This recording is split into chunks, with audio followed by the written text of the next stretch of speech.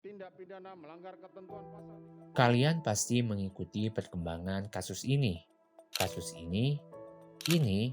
lalu ini, dan banyak kasus lainnya.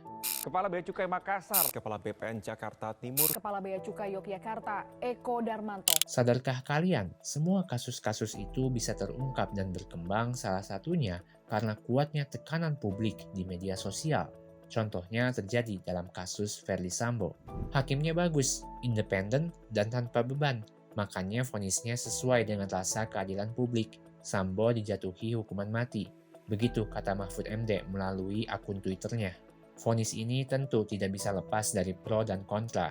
Indonesia Police Watch berkomentar bahwa vonis hukuman mati Verdi Sambo semata-mata demi menahan tekanan publik. Lalu kenapa netizen terlihat begitu lebih aktif dalam membongkar ulah-ulah nakal ASN belakangan ini? Yuk kita coba uraikan jawabannya.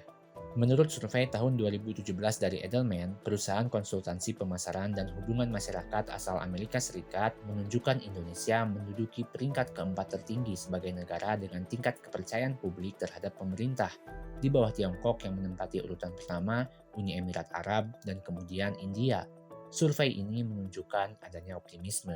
Tapi, meskipun kepercayaan publik dinilai tinggi, ada gap antara survei dari Edelman dan survei yang dilakukan SMRC. Dalam survei SMRC di tahun yang sama, menunjukkan anggapan masyarakat terhadap TNI dan Presiden telah bekerja sesuai keinginan rakyat, sementara Dewan Perwakilan Rakyat dan partai politik mendapat kepercayaan paling rendah dari masyarakat dalam survei itu.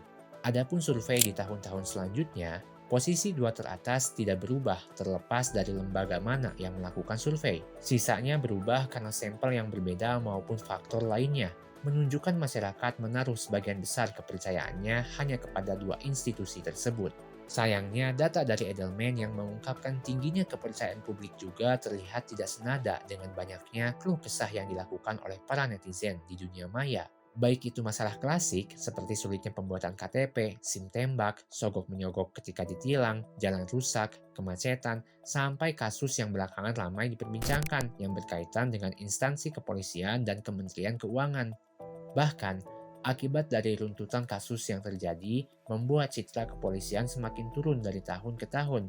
Maka, hasil survei yang dilakukan Edelman jangan sampai menjadi bumerang bagi pemerintah.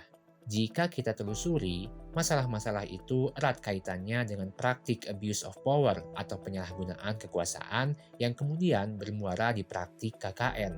Adanya peraturan dan kewenangan memberikan semacam kekuatan monopoli kepada pejabat yang harus memberikan kewenangan atau mengawasi kegiatan tersebut. Begitu kata Vito Tanzi. Sementara Lord Acton mengungkapkan, power tends to corrupt, absolute power corrupt absolutely. Maka tak heran, kekuasaan tanpa atau dengan kontrol yang lemah melahirkan pemerintah yang korup, yang semena-mena menggunakan kekuasaan untuk kepentingan dirinya atau golongannya. Ini sudah pernah terjadi di zaman Orde Baru. Kebebasan pers dibatasi dengan ketat, dan Soeharto dengan kekuasaan absolutnya bergotong royong bersama kroni-kroninya untuk memperkaya diri mereka. Maka ketika sebagian besar masyarakat berada di titik jenuh dalam menghadapi realitas kekacauan, perubahan yang radikal pun bisa terjadi. Perubahan yang radikal itulah yang mengakibatkan Soeharto harus turun dari jabatannya. Sementara di era sekarang, dengan adanya pergeseran sistem pemerintahan dari sentralisasi menjadi desentralisasi, mengakibatkan meluasnya pelaku korupsi di Indonesia, mulai dari jajaran eksekutif hingga pejabat desa. Singkatnya, masalah KKN masih belum bisa diselesaikan hingga sekarang. Kabar baiknya, kebebasan pers hari ini tentu lebih baik daripada zaman Soeharto, meski memang belum bisa dikatakan sempurna. Data juga menunjukkan bahwa orang Indonesia percaya dengan media. Tingkat kepercayaan terhadap media di Indonesia tercatat sebesar 73%. Angka ini harus terus dipertahankan, bahkan bila perlu ditingkatkan. Sebab hal ini bisa dijadikan landasan awal kita untuk mendorong sebuah perubahan dalam pemerintah yang lebih transparan dan berintegritas. Dalam jurnal yang ditulis Eugene Diman dan Guglielmo Tosato dari Universitas Pennsylvania tentang penyebab dan akibat dari korupsi, dua dari banyak faktor yang menyebabkan korupsi adalah internet dan partisipasi sipil atau kebebasan pers. Disebutkan kebebasan pers berperan dalam menyebarkan norma-norma anti korupsi.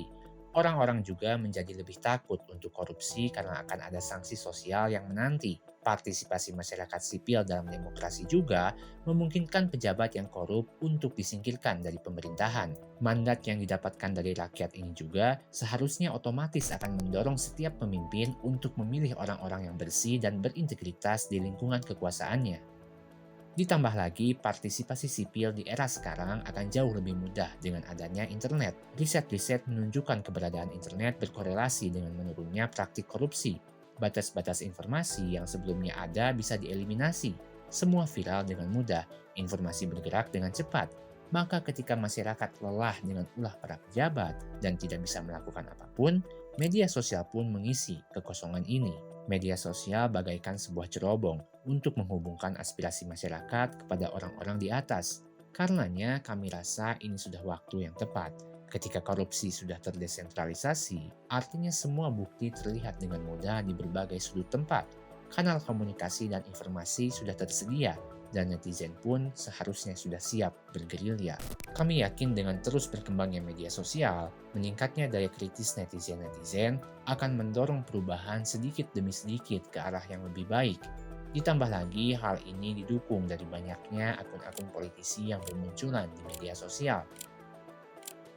Kita perlu dukungan publik. Jangan pernah berpikir, saya bersuara juga nggak bakal didengerin sama pemerintah. Jika kamu berpikir kamu terlalu kecil untuk membuat sebuah perubahan, cobalah tidur satu malam bersama nyamuk. Begitu kata Dalai Lama. Berat badan rata-rata manusia adalah 31 juta kali lebih besar dari nyamuk. Tapi seekor nyamuk dapat mengganggu tuannya semalaman.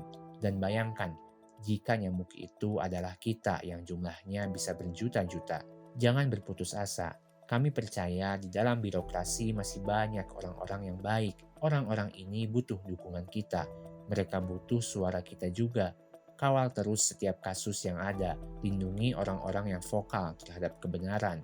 Bersama kita ubah budaya bermedia sosial yang positif, yang dapat membawa Indonesia ke arah yang lebih baik. Apresiasi bagi mereka yang sudah bagus. Tandai bagi mereka yang busuk.